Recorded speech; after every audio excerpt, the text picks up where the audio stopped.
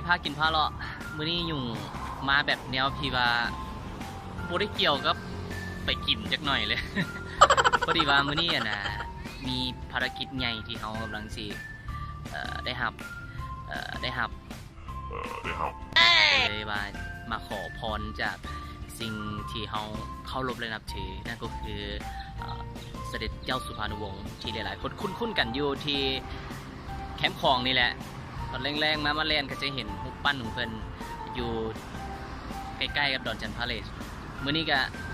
มีอยู่2บอนที่จะไปไหว้เพิ่นก็คือมีเสด็จเจ้าสุภานุวงศ์แล้วก็สิไป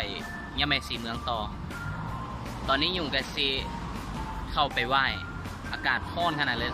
เวลา12 โมงกับสวยมันร้อนให้ร้อนว่าแต่ก็ต้องได้มาเพราะว่ายุ่งต้องไปเวียกต่อแล้วก็ถือโอกาสนี้มาเลย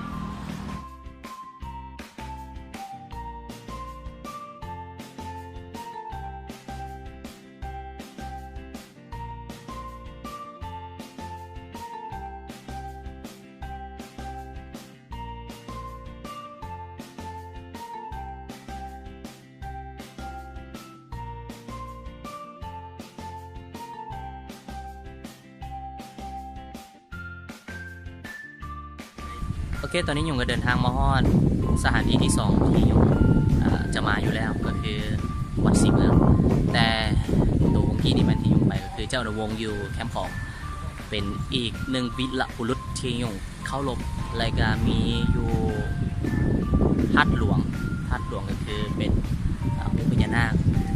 หรือว่าเอิ้นว่าหลวงปู่ศรีสัตนาคแล้วก็วัดศรีเมืองจะเป็นศรีเมืองนี่แหละที่ยุ่ง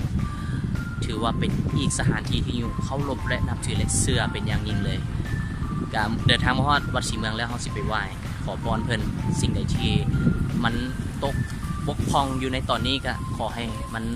รับได้ไปด้วยดีแล้วก็ขอให้ได้เวียกได้งานที่ยิ่งใหญ่ขอให้มีเงินมีคำไหลมาตอนนี้ยุ่งสิเข้าไปไหว้เพิ่นละ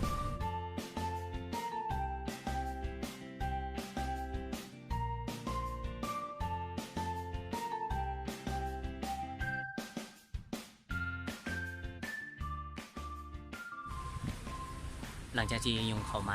ทางด้านในอยู่ทางด้านหลังของยุงก็เป็นย่าแม่สีเมืองก็ได้ขอพรเป็นที่ห้อยแล้วใครที่อยากจะมาก็มาได้แล้วตอนนี้ก็ยุงก็ได้ขอพรเป็นที่ห้อยแล้วก็ขอให้มีเพื่อนกันทำชีดีๆแล้วก็ขอให้ได้งานในไงที่กำลังจะมาถึงนี้